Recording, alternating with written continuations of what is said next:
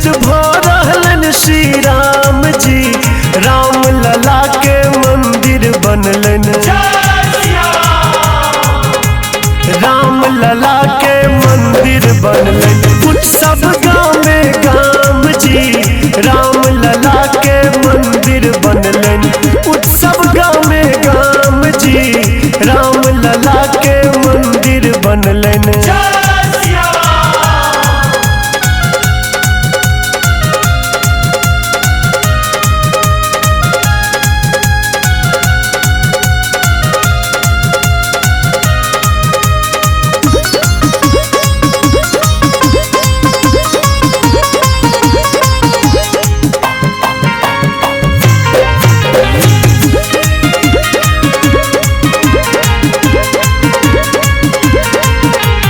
मर्यादा पुरुषोत्तम भगवान रघुकुल में ले लन अवतार, रघुकुल में ले लन अवतार। कौशल्या महर्षित भेली भर मन के लन प्यार दुलार, भर मन के लन प्यार दुलार। दशरथ आंगन बदल बधैया बालक देख अभिराम जी, बालक देख अभिराम जी।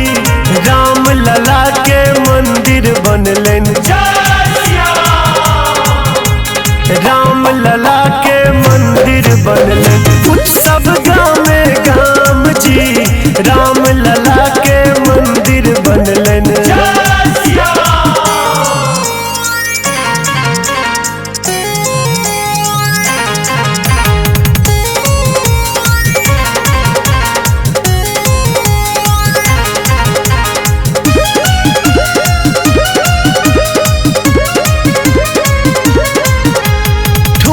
ठुमक का चलत पहुना राजा जी के राजमहल, राजा जी के राजमहल। हिनका एने सगर देश में लाग रहल चहल पहल, लाग रहल चहल पहल। अवधपुरी सा मिथिला धर में स्वागत आम आवाम जी, स्वागत आम आवाम जी। राम लला के मंदिर बनलन, राम लला के मंदिर बनलन उत्सव गाँव में गाम जी। राम लला के मंदिर बनलन।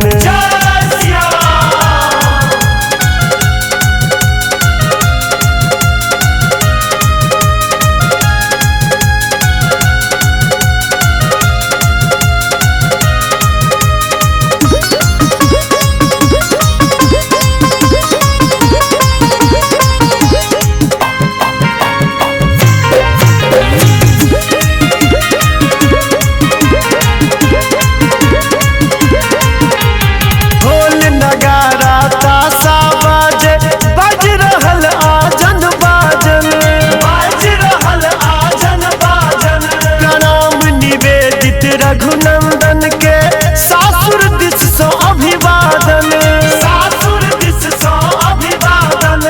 मणिकांत गीतक सैठ चंगेरा पठा रहल वही धाम जी, पठा रहल वही धाम जी। राम लला के मंदिर बनलन, राम लला के मंदिर बनलन उत्सव